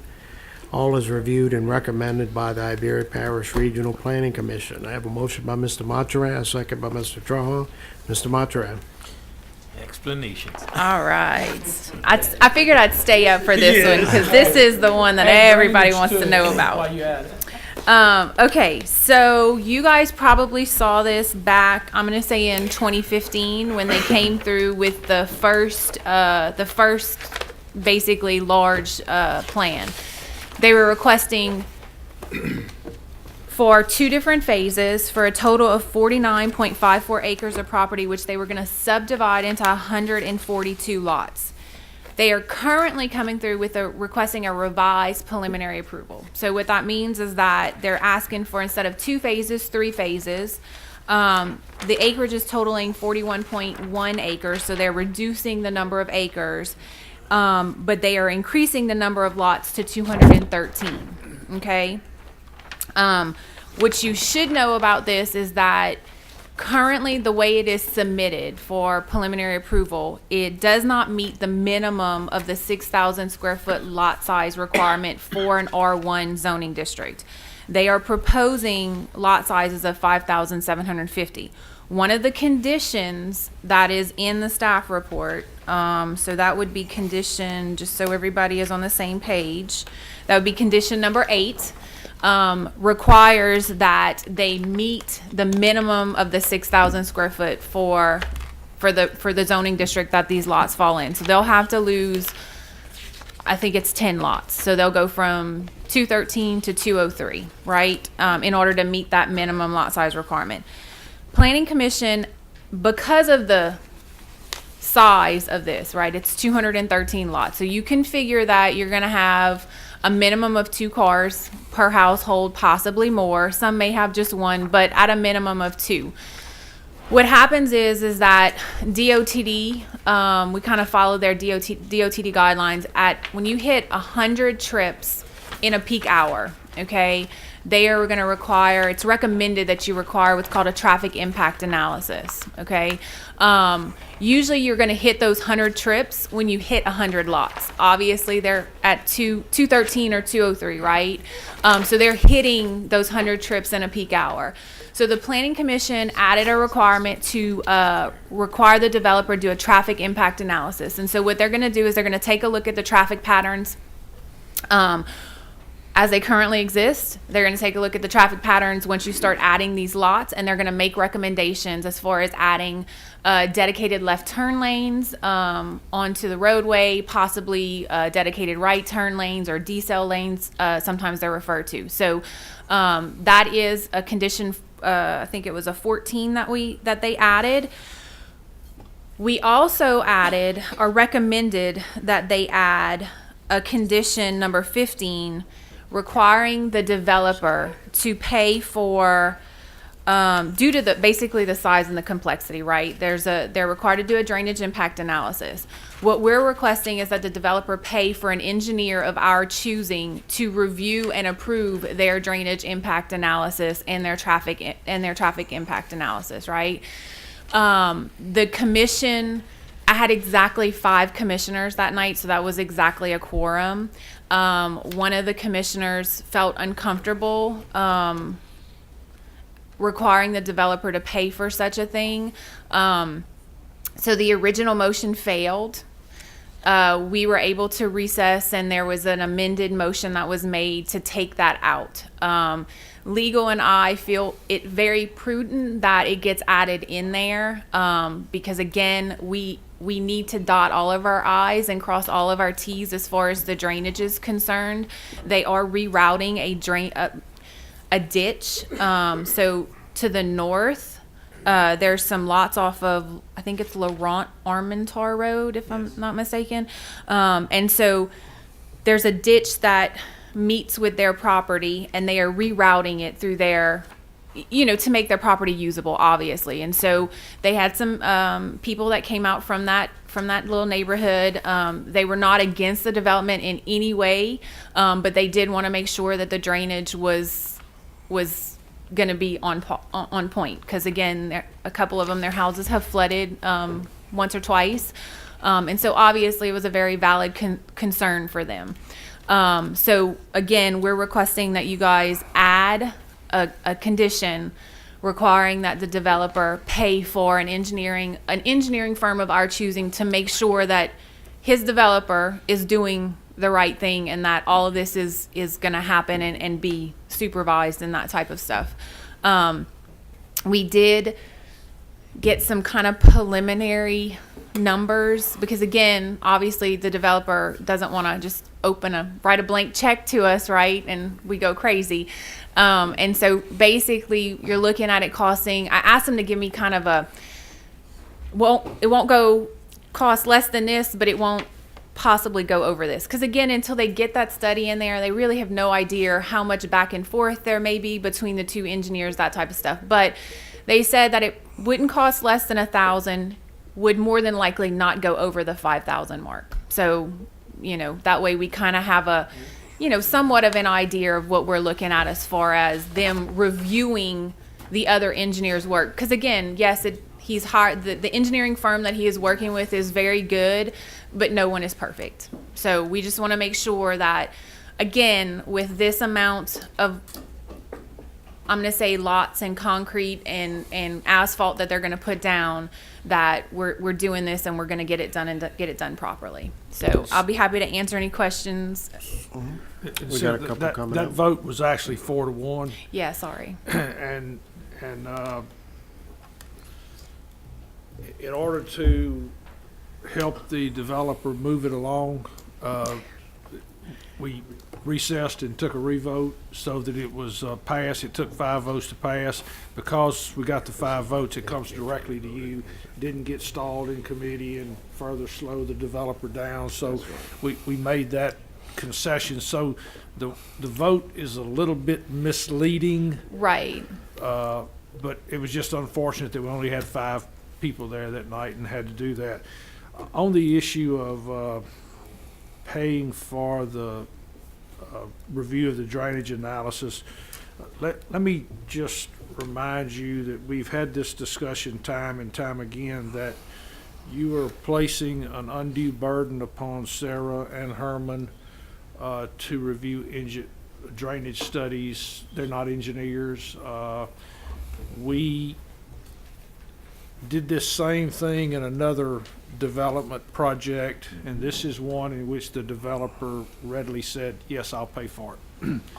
I actually think it might have saved the developer money, because instead of a report, no, goes back, no, goes back, no, our independent engineer was able to sit down with theirs, and they worked out the drainage study, and it was actually a commercial establishment, a store of a retail type store, some that that was beneficial. So, and the only real question and not complaint, but area of discussion was drainage. And so we wanted to be able to ensure that residents in that area, that we had done everything possible to review that drainage study and make sure that it was accurate and appropriate. And so that's why that recommendation is being made. And again, this is a large development that, and anytime you move that drainage channel, it raises additional questions. So, anyway, just some more background for you. And just so you guys know, we were I think Andy and I were very honest in the communication that once it got to this level, we would be asking this of you guys. So the developer is aware of this. The commissioners were aware that we were going to get to this point and ask for this to happen. Okay, Ms. Matron?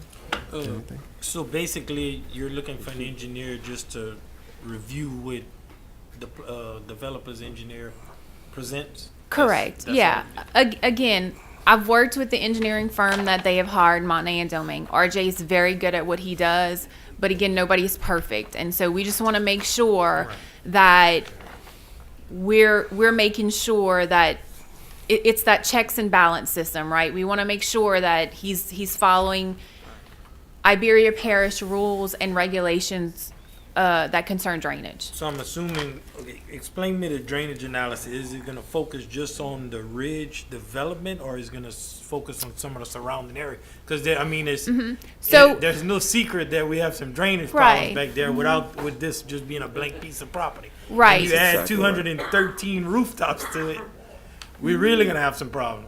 So that's the reason. Yeah. So, and that's part of the reason why we want this independent, somebody to check over his work.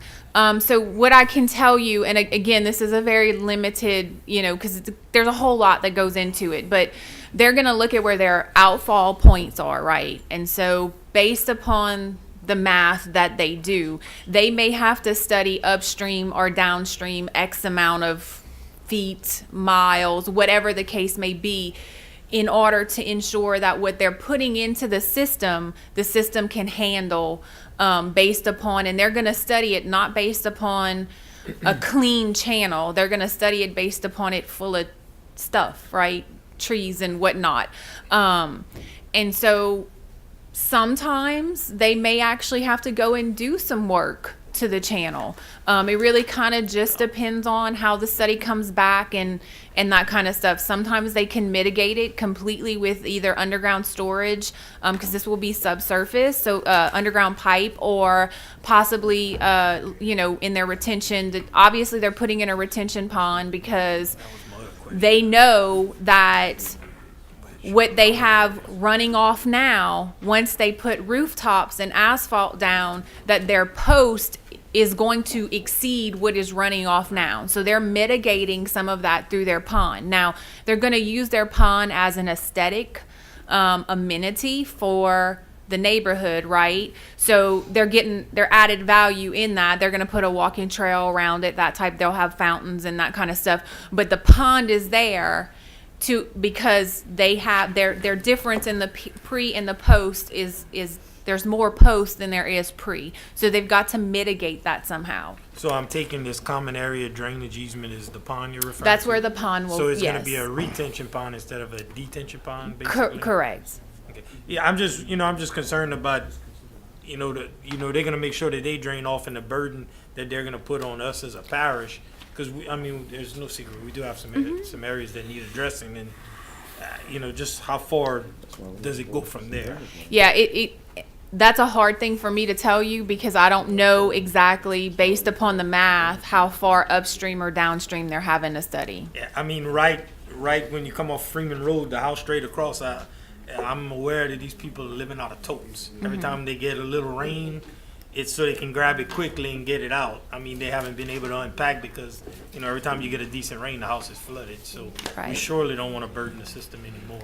No, and that's what we don't want to have. That's what we don't want to happen. Which is why we're asking. Why it's so important for us that we have someone that checks and balance system in there, and we have an engineer that can look over and say and point out stuff. Because again, like Andy said, Herman and I we're not civil engineers, so we can't say, look at something and say, oh yeah, you shouldn't do the math that way. It should be done this way, or it doesn't match up, or whatever the case may be. Yeah, I mean, I'm all for bringing development to the area. I'm just not at the expense of others. So I think you're on the right track. Thanks. You're welcome. Mr. Richard? Chad, you're exactly correct. That's the reason I'm asking them to use an additional engineer to make sure that what the engineering company for the developer is doing is actually correct.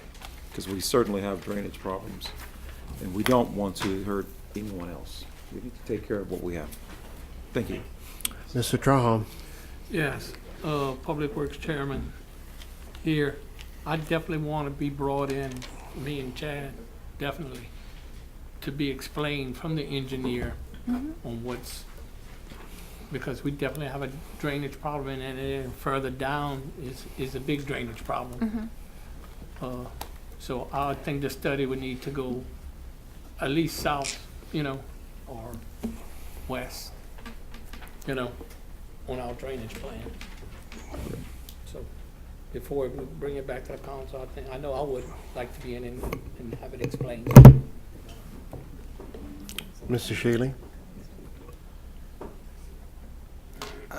I just want to make sure it's clearly understood that this engineer is not being hired to do a drainage study in the area.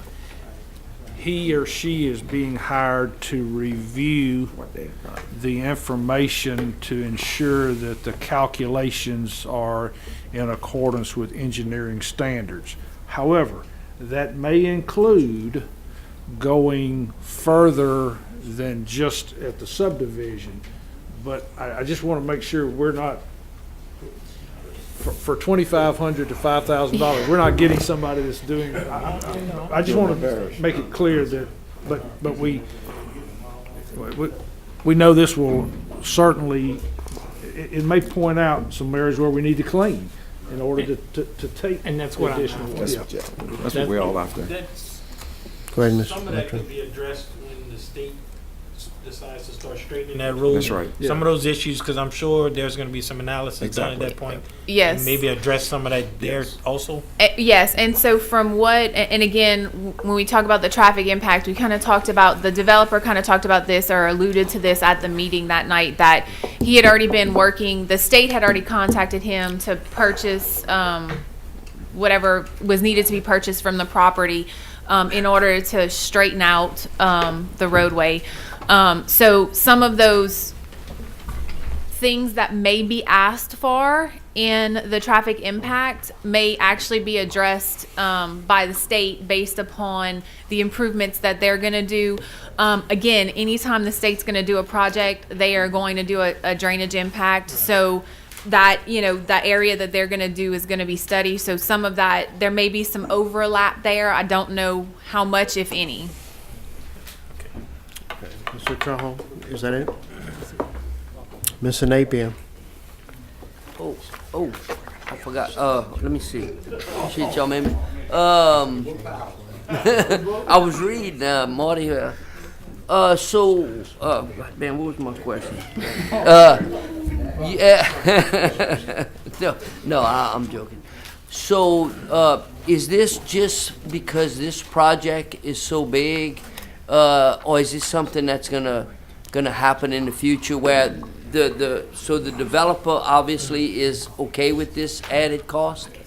Just a question. I mean, so he expressed some concern about paying for this at the meeting, but again, I understand where he's coming from. He didn't just want to open a blank check to IPG to, Absolutely. I mean, he's already bringing a whole lot paying, to us, right? you He's know? already paying a lot to have his engineers do the study. Exactly. That's But what I'm getting at. again, he said he doesn't mind to help things move along, paying a reasonable amount, which is why Andy and I agreed to try to figure out about how much. For So him, $5,000 to $10,000 is probably on this type of a project that not that much, Yes, right? You're right. Yeah. So he's already so all we doing is hiring an engineer, or he's hiring an engineer that we're gonna tell him who to use. No. So he is hired. I thought that's what I read. No. So what's happened is that he has hired an engineer, Montney and Domingue. RJ Domingue is the civil engineer that will be doing the drainage plans for him, right? For him. And his construction plans, right? Right. So what we are requesting is that we, Iberia Parish government, hire a consulting engineer of our choosing Of y'all. to Alright. review his civil engineer's work Plan. to make sure that I got you. Their collection. it's done properly, right? Right. So, and I guess my question is that something that we're gonna? That is, yes. So I guess my question is, did and I'm not saying it's a wrong thing in my opinion, but was this known in the beginning, or did we just pop this on him? This Or was is in this the- gonna go forward with other projects? yes. Like- So this was in the report, so they knew about it, a week and a half before the meeting. Okay. So this didn't get sprung on them the night of the meeting. Okay. I just wanna make sure. This is something that I will tell you is a necessity. Okay. Like we need to have, whether we hire a civil engineer to be on staff for Iberia Parish government, or whether or not we hire contract engineer. But as you grow, you want to make sure that we are growing in such a manner that we are not, as Chad and Marty are concerned about, making it worse for the citizens who were there first, gotcha. right? So this is something that we are gonna look to as we move forward on commercial projects, on large residential projects, when a drainage impact analysis is required, that we want a civil engineer to be able to oversee those types of things. Okay. I got you, Sarah. Thank you. I just You're I just welcome. wanted to know what Brian thought about it. Was he okay with it? I mean, Well- he's bringing a whole lot of stuff to Iberia Parish, Right. so we surely don't want to upset him. But we want it done right, for sure. Correct. Okay. We definitely want it to be done properly. Because again, if this doesn't go well, then you, Oh, no, you it may could not be- get this type of thing again. So Right, we want to I make got sure that it's done and it's done properly. properly. And other developers want to come and do the same thing. Gotcha. Thank you, Sarah. You're Thank you. welcome. Okay, next up is Mr. Dugat. Mr. Dugat. Yeah, thank you, Mr. Chairman. Do y'all have an independent engineer picked out already, or is that how, are you ready for that process? We have worked. We were more than likely will work with the same engineering firm that did the previous project, but it has not been 100% decided. Would it be fair to ask who it would be? I will defer to Larry and Scott to see if they want to say that. Well, actually, we have engineering companies that we already got bids from. So we don't have, I don't have no clue right now what it's gonna be. Okay, to be well, honest that's with you. fine. I just didn't know if y'all had gotten that far in the plans or not. Thank you. No, it's a professional service. I have no idea who we're gonna use it. Wait. We finish? Okay, at this time, we have no further discussion, but I have to go back to Mr. Montran, Mr. Trahan, who made the motion in the second. We have some amended language that Andy had talked about putting in, and it's to see if y'all are okay with the change. What was the amended language about the? What we just discussed for the last Do time. we need to add a dollar figure to it? No, you just, that the additional condition be that the developer pay for the independent evaluation of the drainage study. Okay, with no further discussion, we're voting on 57 with amended language. Roll call. Okay, that motion passes. We're going to vote on adjournment real quick, and then we're going to come back for roll call. Tomorrow morning. Just force it. 5-minute break. Thank y'all, gentlemen.